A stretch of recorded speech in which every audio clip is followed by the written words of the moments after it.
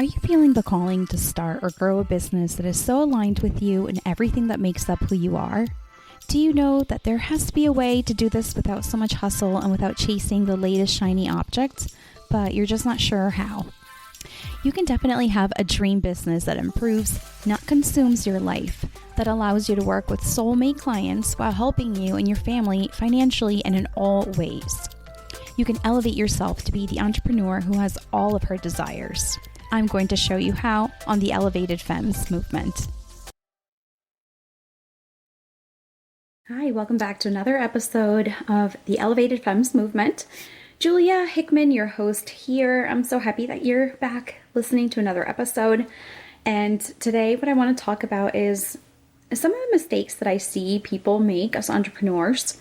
And I see newer entrepreneurs make this mistake. I also see more advanced, experienced entrepreneurs make this mistake sometimes, especially if they're still not, if they still haven't grasped the concept of like how to use social media in their business.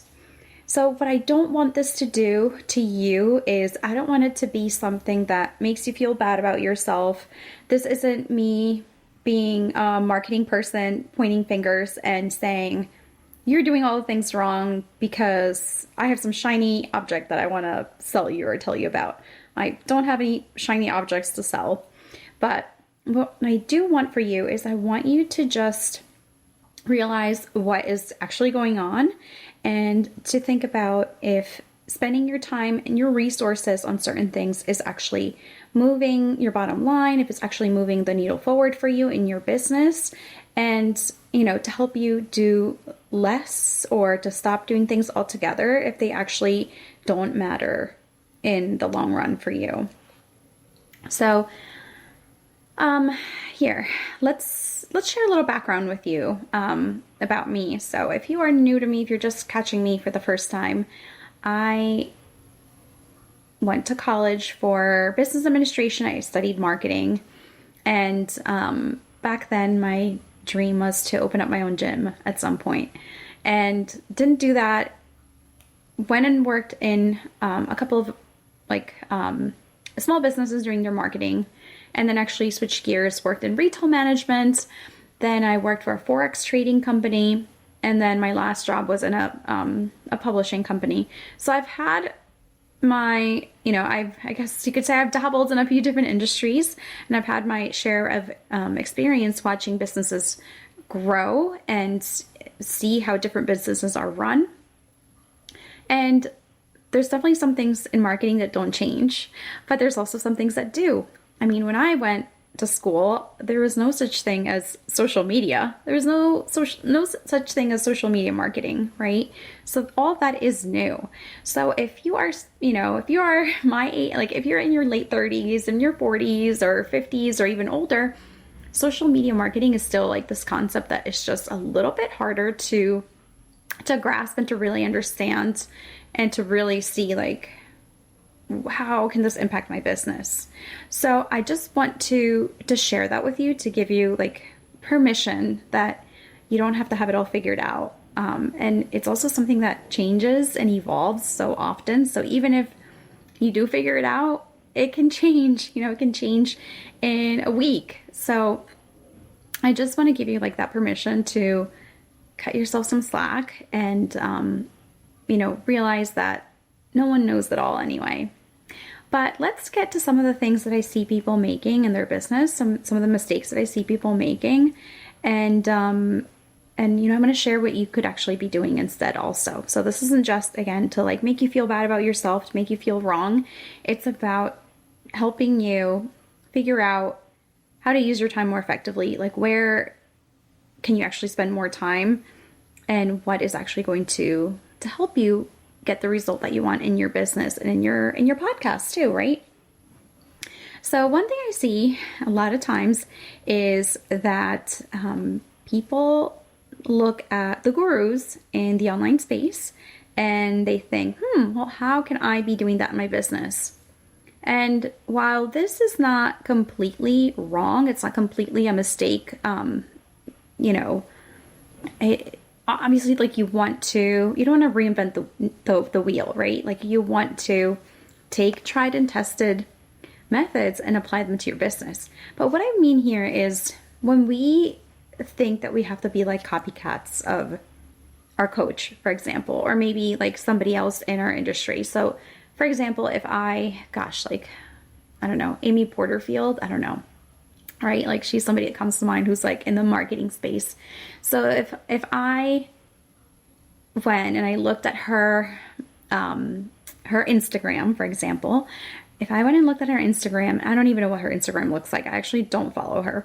But let's just pretend. Let's just pretend that she does a ton of reels and TikToks and, a ton of video. I'm sure she probably does. But let's just say that I looked at her account and I said, well, she puts out 3 TikToks a day and 3 reels a day and 5 stories a day. And she does this kind of post every day. So I'm going to do exactly what she's doing. So I take my time, I look at her account, I dissect everything that she's doing, and then I go down the rabbit hole of like figuring out, okay, well, how do I record my reels and my TikToks and my stories? And then how do I like, what are the, the filters and the overlays and the fonts? Like, what should I be using? What's the music that I should be using? Like, that's exhausting just even saying that. So how much time can I possibly waste, going through and trying to figure out all this stuff? And then maybe I start buying a course on this and a course on that. And then I'm, a couple $1,000s that I've spent on stuff that is actually going to help me, right? So that's something that I see people do. And then what I want you to take away from that is, again, I'll go back and I'll say that it's not incorrect to look at somebody and especially if it's like a coach that you're working with, because if you have access to that coach, then you can learn like the behind the scenes of the strategies that they're using and the tactics that they're using.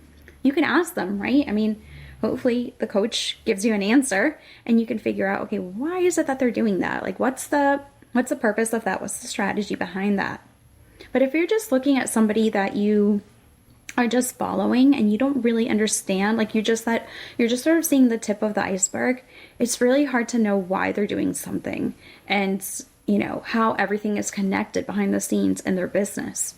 So you can be like spinning your wheels trying to copy something, and then you'll just be super mega frustrated if like it doesn't give you any results, right?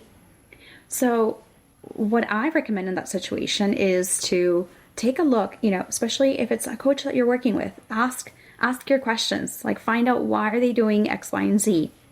If it's not a coach that you're working with, take a look and see, okay, well, what is it that they're doing, and how can that fit into your dream business, and how can you apply that to your business so that it gives you the type of lifestyle, the type of life that you want? Because to me, to be honest, I don't want to be spending hours and hours on Instagram, like creating reels and stories and videos and all that kind of stuff. That's just not how I want to spend my time. So I can make the decision. I can say, well, is Instagram the place that I want to spend a lot of time in? Am I getting leads? Am I getting clients from there? If yes, then okay, maybe I do want to spend time and maybe I do want to create content for Instagram, but maybe I want to hire a team. Maybe I want to hire somebody to help me manage that, right? But if the answer is no, I'm not really getting any traction from Instagram, then maybe that's just somewhere where I want to have a presence, but I don't actually want to be spending a lot of time there, right? Does that make sense?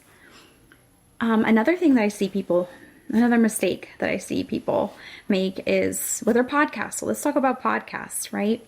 And maybe you don't have a podcast yet, but I think that you can learn from this, and this can help you when you do have your podcast. This can help you rethink how you want to do things. But again, let's use the example of, the guru. So let's say again that I'm like, okay, what is Amy Porterfield doing on her podcast? And I take a look and I see that she has, tons of interviews, that she does like 3 interviews a month or whatever. And I'm just making this up again.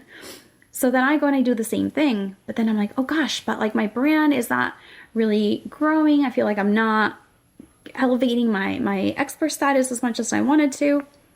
So again, we kind of made the mistake of just copying somebody because we think that they know what they're doing, and they probably do know what they're doing, but it might not apply directly to us, right? So in this case, what I would recommend that you do is, if your goal is to grow your own brand status, having a bunch of interviews is not really the best way to do that. Not saying that guest interviews are wrong. There's definitely a place and a time for those, and I 100% recommend them to my clients. But if your goal is to elevate you and you want people to know who you are, you want to be showing up as the expert. So you want to be the one doing solo interviews and going out there and getting interviewed, right? Or you want to do, I guess I don't want to call them interviews, but you want to have people come onto your podcast that can help you show up as an expert. So I want you to rethink your strategy. If you're doing a bunch of interviews and you're still sort of struggling with feeling like, okay, this is not really, helping me elevate my expert status, I want you to rethink that. And I want you to really take that into consideration. And the last thing that I'll share with you today is another thing that I see people do is they get really caught up on the numbers, and the vanity numbers is what I'm really referring to here, because obviously we want to pay attention to numbers, and I believe that what we measure grows. So it's important to track things, and it's important to look at things. Obviously, if you want to increase your income, you need to be looking at your income and your expenses, and you need to be familiar with those numbers. So same thing, for example, if you want your social media platforms or your podcast to grow, you need to be tracking your KPIs. You need to be tracking your numbers and looking at them. But what I don't want you to do is to become obsessed. And I don't want you to be like, okay, well, my posts only get like 5 likes and so gets like 500 likes. And, they have these videos that go viral, and nothing of mine ever goes viral. So my question would be, is your goal to be an influencer? Because if you're an influencer, then viral content and tons of likes and tons of, comments do matter, right? Because you want to be able to show a brand very openly that people resonate with your content. But if you're a coach, if you are a consultant, if you're a service provider, you don't need that. Your people might be watching you silently behind the scenes, and they're going to let you know when they're ready to purchase from you. Not to say that they might not also, engage with you before they buy, but I've had it happen to me so many times that clients are usually people that have never, stalked my content, right? Or maybe they have it, but silently, right? They're not usually the ones who are commenting all the time. So these are just things that I want you to think about, especially, Q1 of this brand new year. This is your chance to change your mindset a little bit, to think about the things that you are letting yourself get stressed out about, and to consider if those are things that are really making a difference in your business in the long run. And what are the things that you do want to be focusing on? What are the things that you enjoy doing that can help you grow your business, grow your brand, elevate your expert status? Think about those things and focus more on those things. So if you have been thinking about having a podcast, I would love to chat with you if you're ready, if you know that this year, maybe Q1, maybe Q2, who knows, sometime this year is your year to start a podcast, to add podcast host to one of your titles, to your resume. Then let's have a conversation. Let's see if we are a good fit to work together. There is a link to book a free call with me right in the show notes. If not, you can always find me you can come on over to Instagram or even Facebook and say hello, and I can share the link with you there. But thank you so much for listening today. I hope you have a great day, and I will see you next time. Thank you for listening to the Elevated Femmes movement. I would love to hear your thoughts on the podcast, so please leave us a review. If you know someone who could benefit from the episodes on the show, please share it with them. We need more women elevating to their highest potential, enjoying all the great things in life, having plenty of time freedom for their children and loved ones, while doing things smarter and not harder, and growing a business that improves, not consumes their life. To connect with me and download my free resources, please go to www.juliamhickman.com.